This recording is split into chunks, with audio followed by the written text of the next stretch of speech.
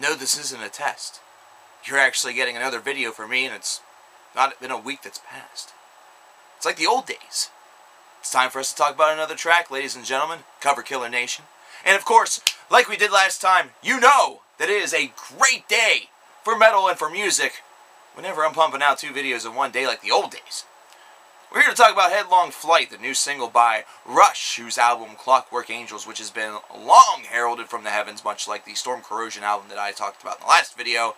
And it's finally going to be dropped on June 12th, which, holy shit, that's my birthday. That's fucking awesome.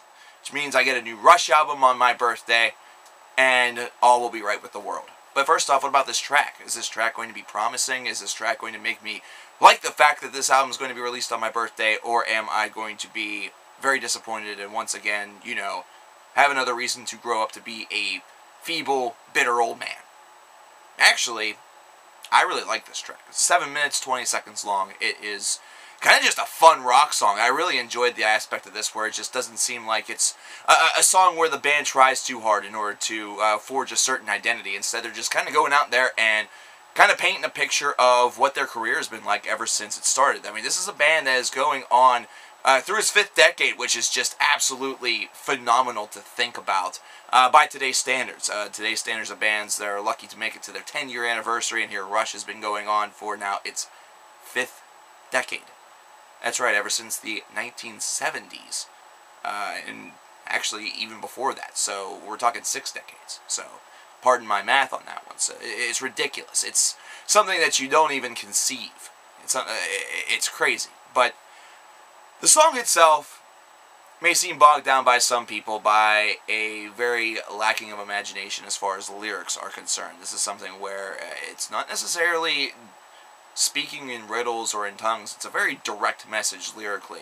And as far as the music is concerned, this is a very well-crafted track. This is one that has a very, you know, noticeable and very, you know, in-your-face main lick to it, and it's something that is able to kind of twist and twirl its own way around through the pre-chorus, through the chorus, and then also through the middle part of this track, which is densely instrumental. That sort of is able to take you on a ride that kind of shows you what Rush, how Rush sort of became to be the powerhouse that they are today, and it's through a little bit of creative imagination. It's through the element of being able to throw in a lot of different effects, and Neil Peart's superior drumming, Geddy Lee, of course, thumping on the bass, and just really a very, very well-crafted instrumental section that not only keeps you engaged with the track, it doesn't distance you from it whatsoever, but it also is not something where the band has to kind of mesmerize you with over-the-top instrumental theatrics. So